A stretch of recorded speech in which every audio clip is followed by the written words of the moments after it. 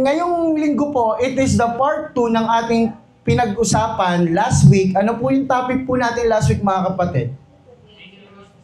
Ayun, may nakikinig. Dangerous distractions. At kailangan daw po natin gawin ay identify, i-determine kung ano yung mga dangerous distractions nang sa ganon ay maiwasan natin at hindi yun maging stronghold ng kaaway sa atin. And right now, this is the part 2. At pinamagatan po natin tong against all odds. Against all odds. Victory in rebuilding the wall. In spite ng mga nangyari kila Nehemiah, the victory is at hand. Nagtagumpay po sila. That's the good news.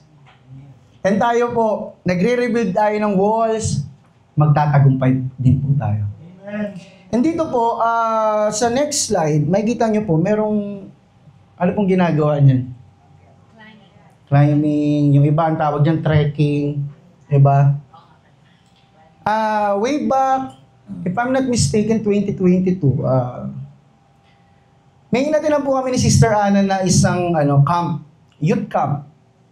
And na-invite po ako as a guest speaker at na-invite po siya as facilitator. So, after po nung aming camp, sa may Laguna, meron pong trekking. So, sa trekking, meron po kaming pupuntang mga kaburulan, hills. Tapos may tatawirin po kaming maliit na ilog lang naman. And then, nung papunta po kami doon, si Sister Ana, pinapapila niya po yung mga youth. Pila kayo. Ganyan. Tapos sa likod po siya. Eh, may mga kasama kami matatanda.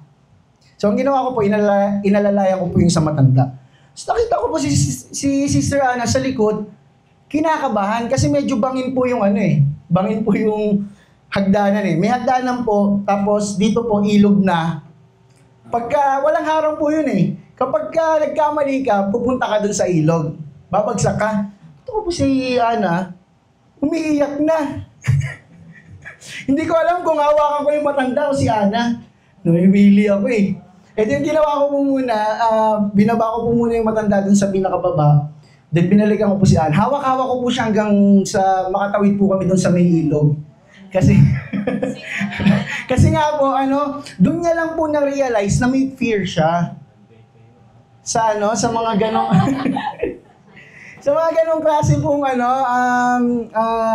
lugar, yung pagka nagte-trekking po, dun niya lang po nakita na may takot siya. And minsan po, in our lives, kapag pumunta tayo sa isang sitwasyon, doon lang natin makikita or mararamdaman na takot pala tayo sa bagay na yon. Doon lang po natin marirealize. At doon niya lang po na-realize. And hindi naman po sa binibida ko yung sarili ko, pero paano na lang po kung mag-isa po siya doon? Diba? Paano na lang po kung mag-isa siya doon? Ano pong gagawin niya? Iiyak na lang po siya doon? Hindi minamaliit natin yung kakayahan niya. Pero first time niya na-experience yun. Paano po yung buhay natin kung tayo po ay mag-isa lang? Kahapon nga po nagdi-devotion kami sa worship team. Ang story po namin is yung pag-rebuke at pag-correct ni Prophet Nathan kay David. Ang sabi po namin doon sa devotion, kailangan po natin ng Nathan sa buhay natin. Na through thick and thin, makakasama natin. Sino po yung Nathan ng buhay po natin? O sino po yung Emma ng buhay nyo? Talagang ganun no? Pero nakita ko po, sabi po ni Ray Comfort, si Ray Comfort po ay the founder of Living Waters. Christianity doesn't offer a smooth flight.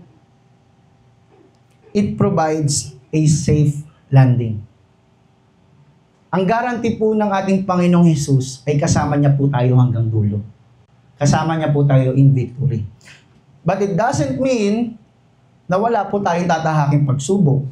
It doesn't mean na smooth po yung road. The promise of Jesus is not one of happiness. He promises righteousness. Ang akala po kasi natin, na kapag naging Kristiyano ka, pag tumanggap ka kay Lord, madali na lang ang buhay. Madali na lang na para kang bumiyahe lang ng mabilisan. Hindi po. Akala po kasi ng iba at marami nagsipasukan na iba't ibang klaseng paniniwala katulad ng prosperity preaching or prosperity gospel, yung mga tinatawag na name it, claim it, mga belief, word of faith. Marami pong nagsipasukan na kapag ka nagbanggit ka lang ng salita, mapapasayo na yun.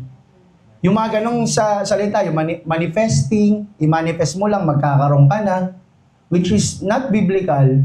Nakakala po natin ganon yung Christianity.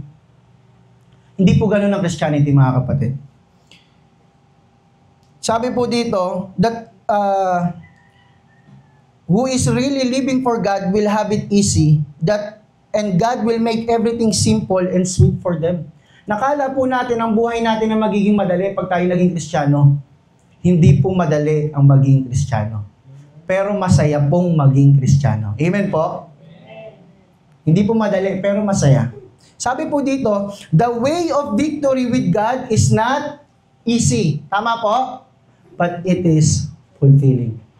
Baka nahihirapan po tayo at the end of the day, ang sarap kasi, alam mo, naglilingkod ka kay Lord. Alam niyo po, humahanga po ako dun sa mga taong nagtatrabaho Monday to Friday, tapos kaya pa nilang mag-ministry ng Saturday and Sunday.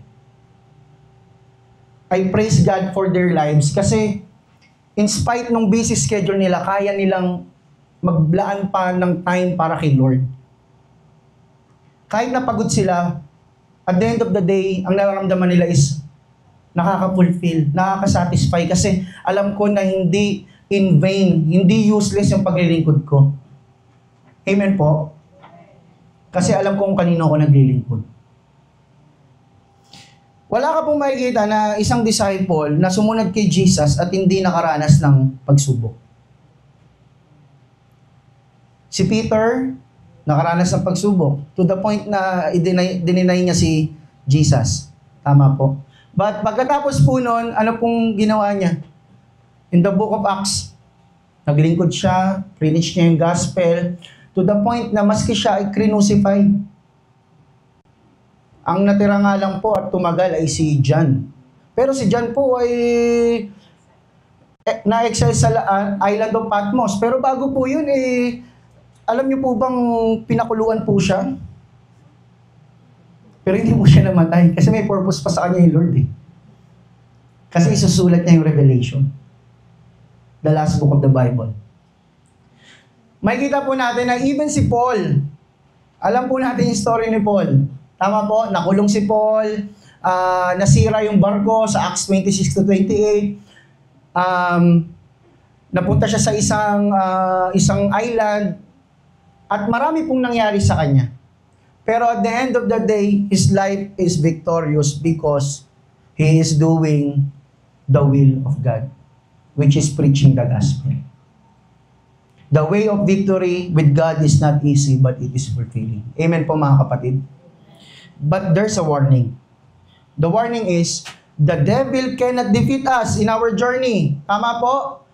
Unless we turn back in fear, sit down because we are lazy, or because we fall into a hole the enemy has dug for us.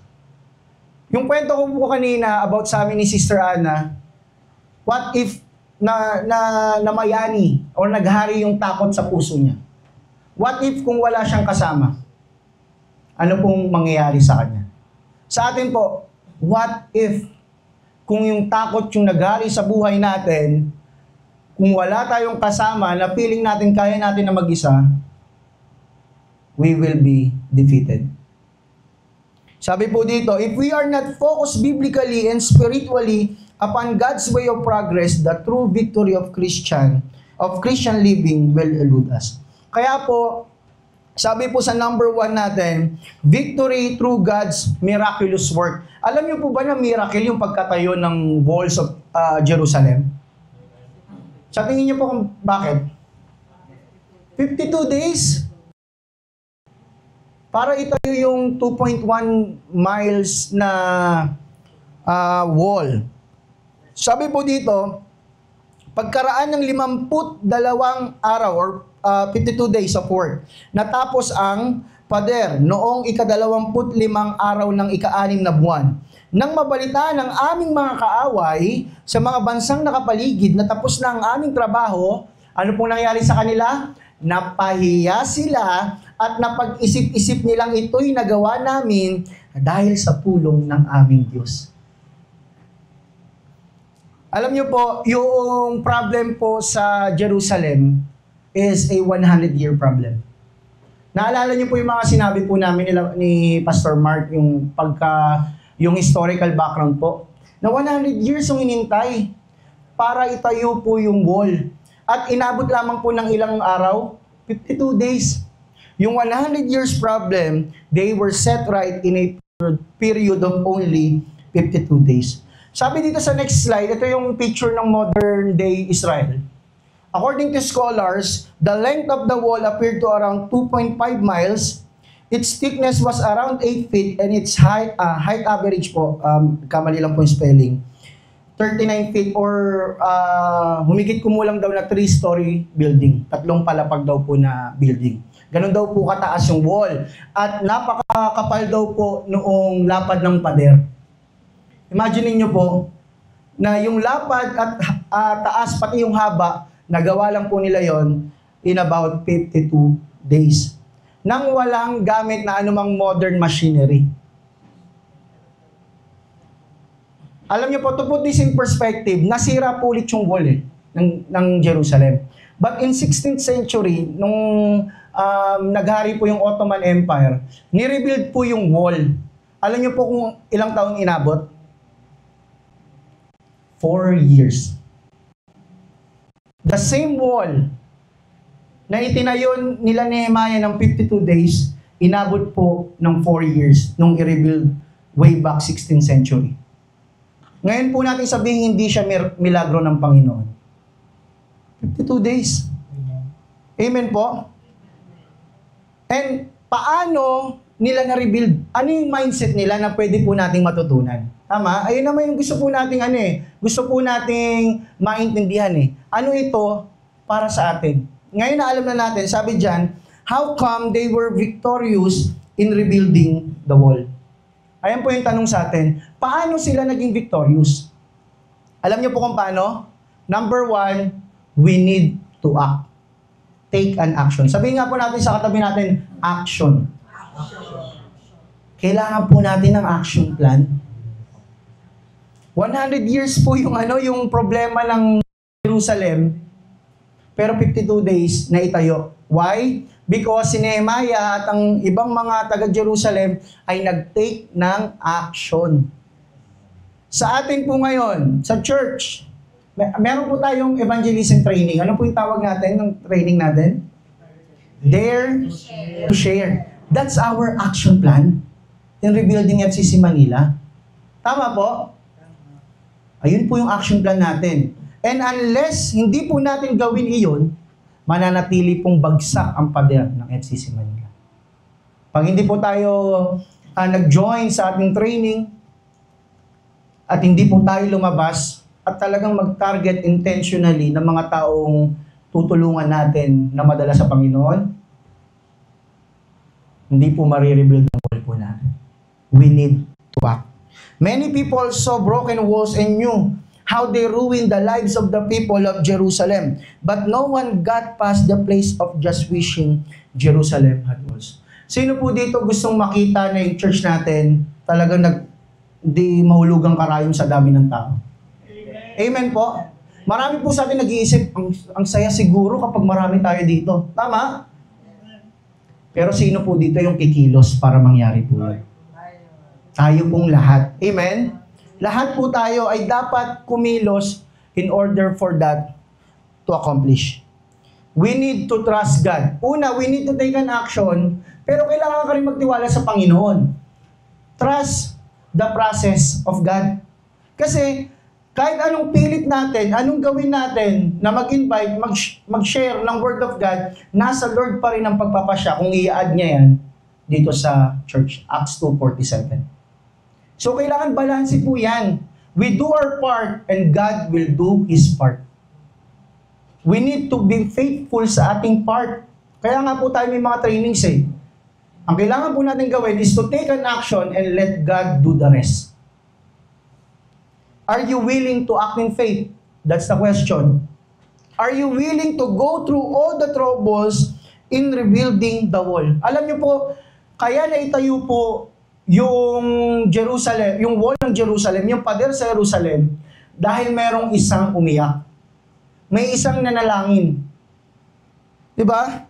May isang nagplano, may isang tumindig, may isang tumayo. Ang pangalan niya po Nehemiah. Paano pa po kung buong church ay iiyak, magpaplano, titindig, a-action? Amen. Sa tingin niyo po anong gagawin ng Panginoon sa church na ito? Paano po kung titindig kayo sa inyong mga pamilya, sa iyong spiritual life? God will do impossible things sa buhay po natin. We need to be an instrument. We need to act. We need to trust God. Pero kailangan mo rin magpagamit sa Diyos. You need to be an instrument. We have such small ideas of how God can use us. Madalas po, ito po, aminin po natin, FCC Manila family. Madalas po, maliit yung pagtingin po natin sa Diyos sa kung ano yung kaya niyang gawin sa buhay po natin. Yung tipong, ikaw na lang dyan, sa ministry na yan, parang hindi ko yata kasi kaya. Yung parang pinipigilan na po kagad natin yung kayang gawin ng Diyos sa buhay po natin. Alam niyo po, ang kwento ko nga po, pagdating sa worship team, wala po talaga akong alam. Pagdating sa music. Siguro po, testimony dyan yung mga kasama ko po sa worship team. Wala po talaga akong alam. Ako po ay, bago mag-music ministry, nasa dance ministry po muna. And, hindi po halata, no? And makikita po natin na si Lord, kapag ka ilalagay ka sa isang bagay, una sa lahat, bibigyan ka ng desire, pero bibigay niya sa iyo yung gift. Bibigay sa iyo ng banal na Espiritu yung gift. Kailangan mo ring i-desire. At kailangan mo ring ipag-pray. Alam niyo po, minsan minamaliit po natin yung kayang gawin ng Diyos sa buhay po natin. God used a man named Nehemiah to set right a 100-year-old problem in less than 2 months. And the same God sits on a throne in heaven and works through you today. The same God na tinulungan si Nehemiah, yun yung Diyos na tutulong sa iyo sa pag-rebuild ng wall, ng buhay mo, ng family mo, at ng church na ito. Amen? That's the same God that we serve. Kailangan din po nating malaman that there's a battle. Sabi nga po natin, battle. May battle po. Spiritual battle na tayo kinakarap. At the beginning, when he saw the need for 4 months. But the work itself, less than 2 months, Nehemiah worked longer in prayer than they needed to work to do the job.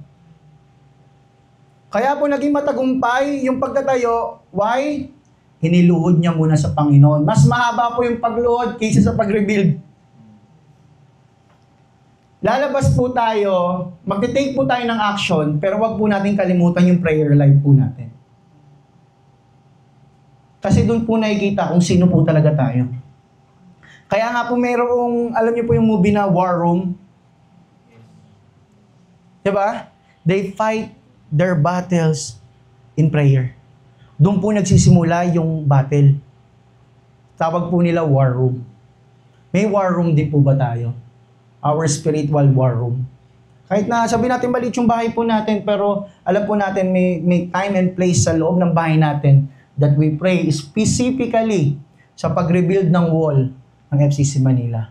And then, we will go out, we will take an action because we know that there's a battle. Sometimes people will ridicule you. Pagtatawanan ka ng mga tao dahil sa faith mo. Sino po dito pinagtawanan na dahil naging Kristiyano siya? Sino po dito yung time na merong humila sa'yo pababa, kahit sa anong sitwasyon? Meron po, di ba? They will try to stop you from living like Christ. Maraming taong pipigil sa'yo at maraming kaaway na pipigil sa'yo. And they will discourage you. Pero sabi po dito, the battles were hard, the work was big, there were challenges from within and without, but the job was now finished and victory was sweet. We are in Nehemiah chapter 6, mga kapatid. Ano pong nangyari from chapter 1 to chapter 5? Smooth po ba yung nangyari kay Nehemiah? Hindi po, di ba? Ano po naranasan niya? External opposition. Internal opposition. Tama po? Tapos, hindi naman sa nahihirapan siya, pero kailangan niya pang bumiyahe. Di ba po? From Babylon, papunta ng Jerusalem. Marami po siyang pinagdaanan. At hindi po madali yung pag-rebuild. Pero, it is fulfilling. When God works, ito pa po ang maganda. When God works, even the enemy will know it. A strong, secure people of Jerusalem were a witness to surrounding nations. Nakita niyo po yung verse na binasa natin. Sabi doon, napahiya sila at napag-isip-isip nilang ito'y nagawa namin dahil sa tulong ng aming Diyos. Even yung mga kaaway, napaisip, 52 days? Pag kami nga, parang hindi namin kaya. Nanggugulo pa kami, ha? Nanggugulo pa sila. Sino po yung mga nanggugulo? Tobias, Sanballat, Gesem, mga Amonita. Nanggugulo pa sila, pero naitayo yung wall ng 52 days. Mapapaisip ka talaga. Alam niyo po, pag si Lord ang kumilos, visible. Alam mong gawa ni Lord. Kasi miraculous eh. Diba? Alam mo pag nag-intervene si Lord sa buhay mo. Kasi provision niya eh. Diba po? Alam mo pag si Lord ang kumilos sa buhay mo. Many of us live Christian lives that no one takes notice of because our walls are broken down. Let the Lord do a building work and others will notice.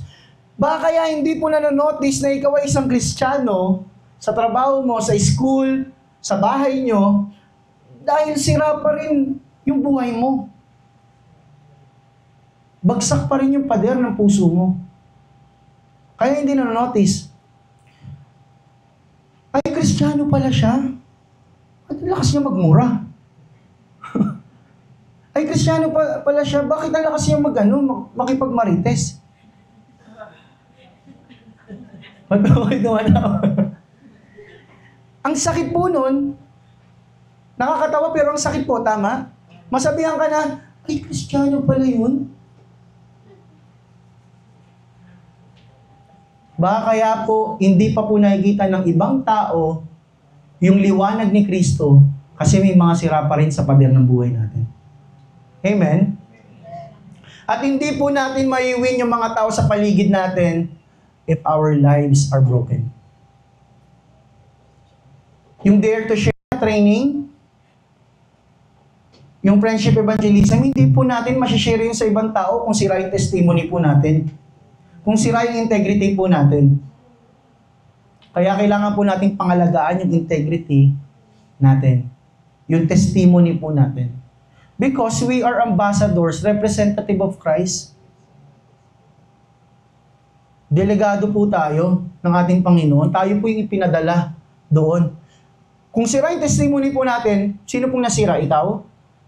Si Christ ang nasira doon sa lugar na yun. And that's the sad part. Kaya po lagi nating babantayan yung ating pong buhay. Kasi pag makita nila na parang may iba dito sa taong ito, mau-curious po sila eh. And that curiosity will lead them to accept Christ.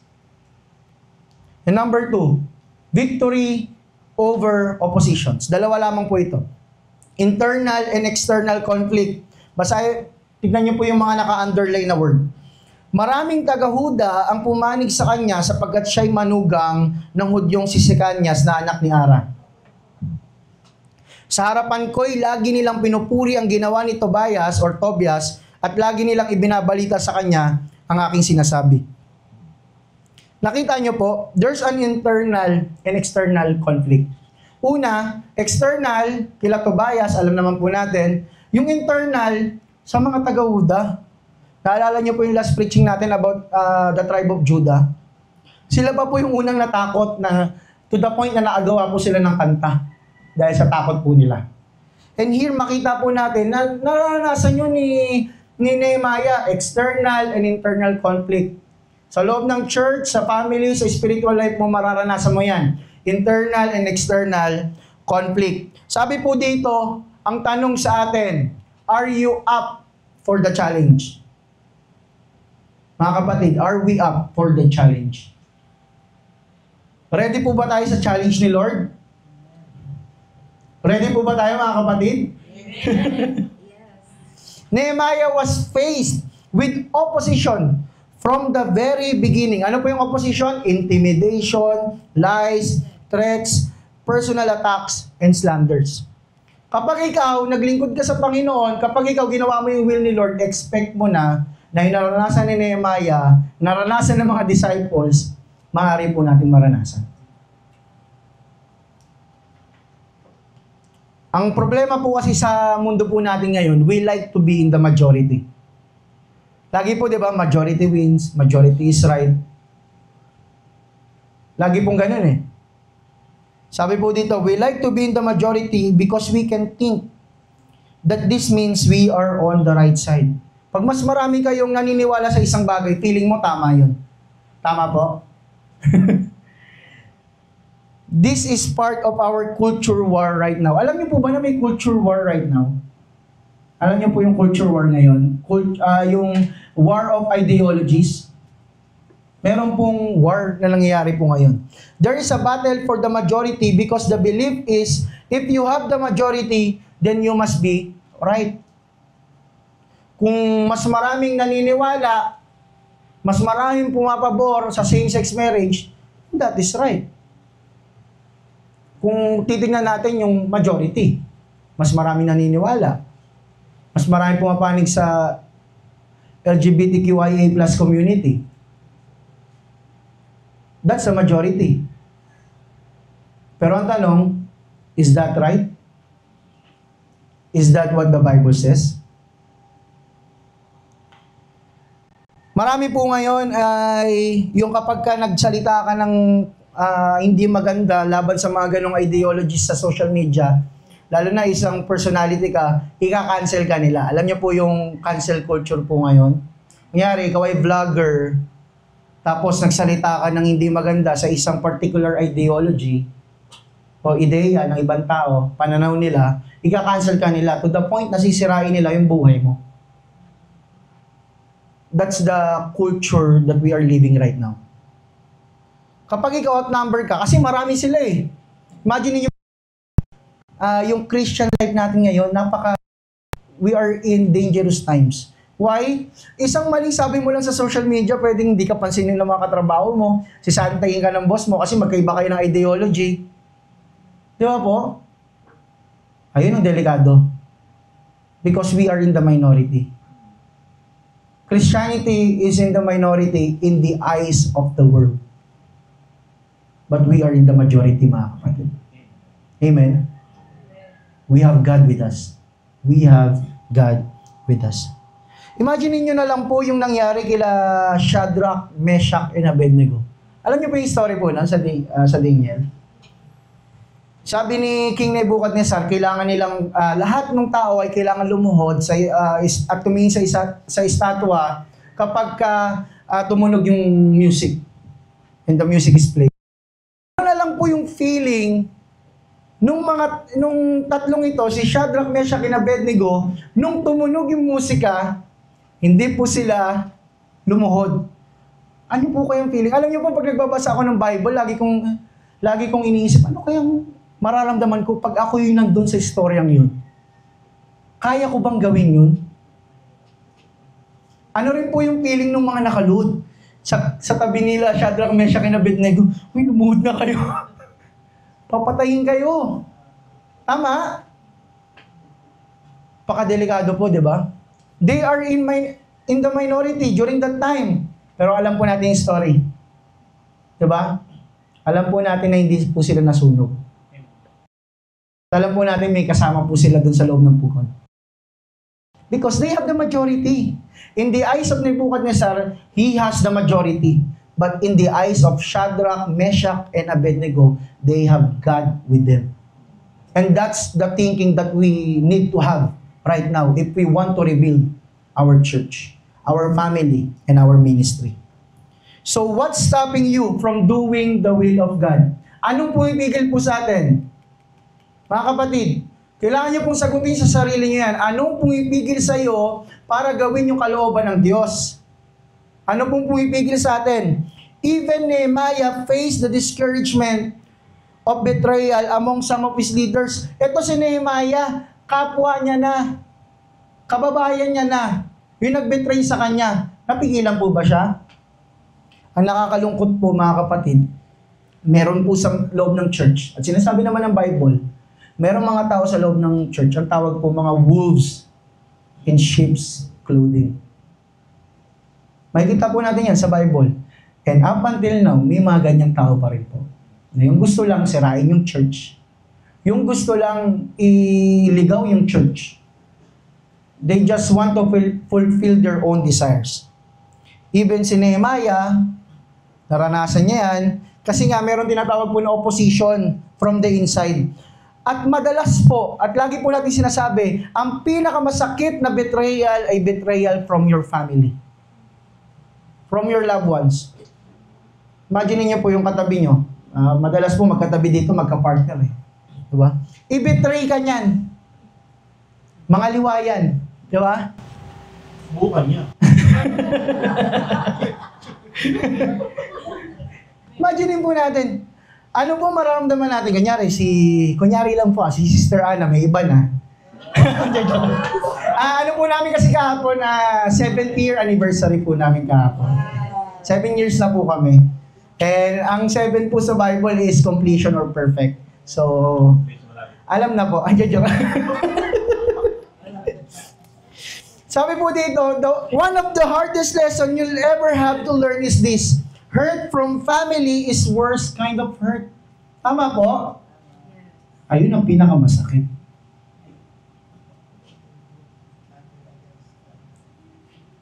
And love hurts.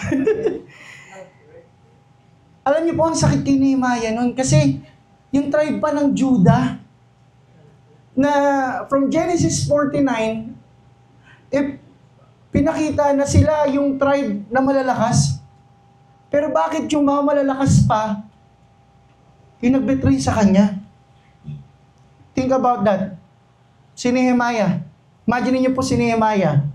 Binetray ng mga kapwa niya, Hudyo. Mga taga-Judah, na ang prophecy ay malalakas na tao to. Both physically and mentally.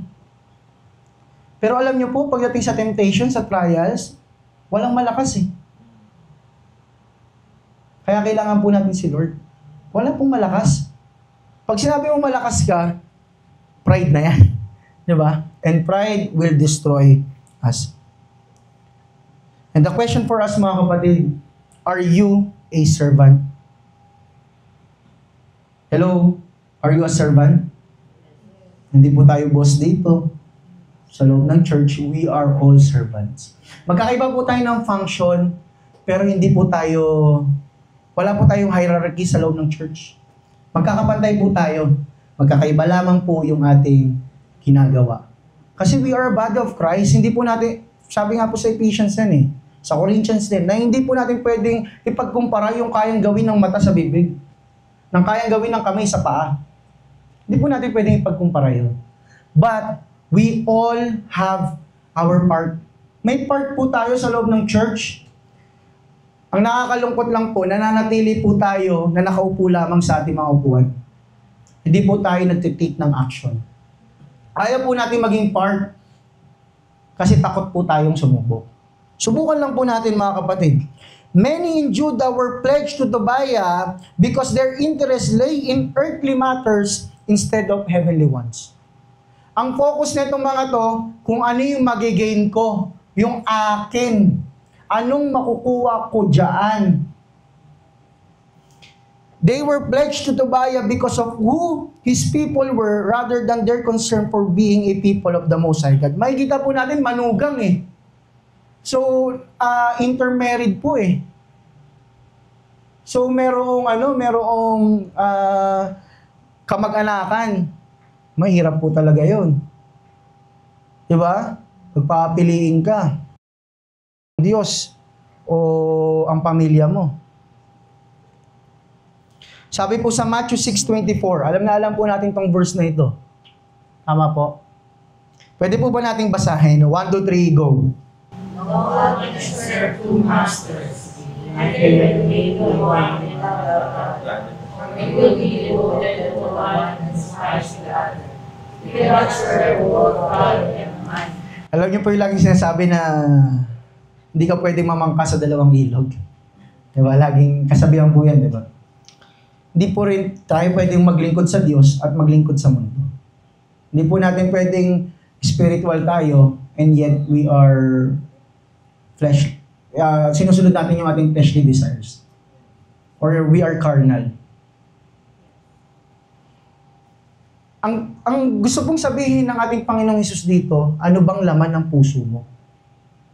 Kung anong laman ng puso mo, yun yung susundin mo. Yun yung gagawin mong Diyos. Kaya kung may higher priority ka liban sa Diyos, ay yun yung susundin ng buhay mo. Kung ang higher priority mo, yung trabaho mo, magiging slave ka ng yung trabaho.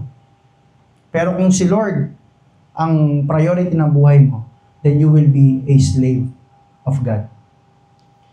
We must remember na ang tinutukoy ng Lord dito, yung puso po natin. It's not about yung money talaga. Bakit?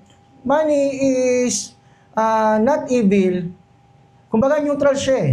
Kaya nga sabi sa 1 Timothy 6:10, ang sabi, for the love of money. Hindi po sinabing money is the root of all evil. For the love of money is the root of all evil. So, money in itself is not evil. Pero yung mas mahal mo na yan kaysa sa Diyos mo, yun yung masama. Yun yung kasalanan. So dito, ang gusto po nating sabihin, na kapag tayo po naglilingkod sa Lord, maglingkod po tayo wholeheartedly.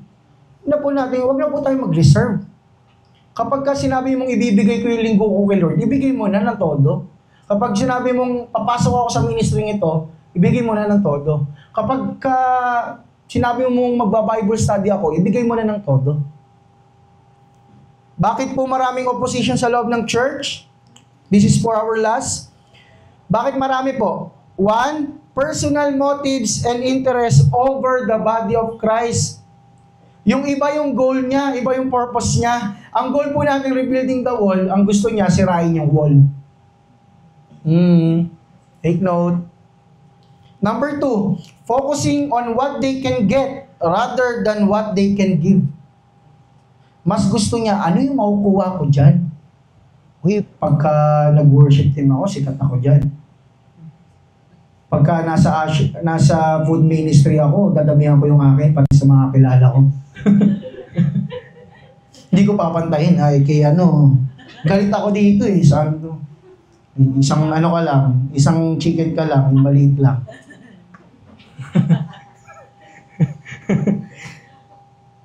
Di ba po? And number 3, having a jealous heart instead of a heart of service. Yung tipong, yung katabi mo, nagmi-ministry na, sinisira mo pa. Ministry, napilit lang naman yan. Okay, sabi, may ministry, hindi naman maganda boses. Ang mahirap po doon, yung jealous yung heart natin. Wala po tayong heart of service or servant heart. Kaya lahat ng nakikita mo, negative. Pumasok lang yung kaibigan mo sa food ministry, sabihin mo lang na, lakas kasi kumain yan, para makarami siya eh. Diba po? Puro negative eh. Ang meron ka, jealous heart. The heart of a servant. Kaya bakit may opposition sa loob ng church? Ayan po. Because they want themselves to gain something from the church. They focus on what they can get and they have a jealous heart. Ang kailangan po natin is humility. Ang kailangan po natin is what we can offer inside the church. Ano ang pwede mong magawa upang ma-rebuild yung church? At pangatlo, ang kailangan po natin, heart of a servant. Sabihin nga po natin, heart of a servant. Heart of a servant. Sana po, meron po tayong ganong klaseng puso. And for our conclusion, we need to labor, love, worship, pray, study, evangelize, and disciple. That's our goal. Picturean nyo na po, ayan yung goal natin. Ayan po yung goal ng buhay po natin, mga kapatid. We need to labor, to love, to worship, to pray, to study, evangelize, and disciple. Yan po yung goal ng ating mga buhay. Opposition from the outside is an opportunity to us to walk in sanctification. And opportunity from the inside, though po yan hard to take, is an opportunity for you to pray for that brother or sister in Christ. Marami po sa atin ngayon, meron pang binabago si Lord. Tama po? Marami pa po sa atin yung currently in kaya kailangan po natin ipag-pray yung bawat isa. Kasi maaaring yung iba sa atin mahulog sa patibong ng kaaway. Maaaring ikaw rin mahulog ka sa patibong ng kaaway. So we need the prayer of each other. We need to pray with each other.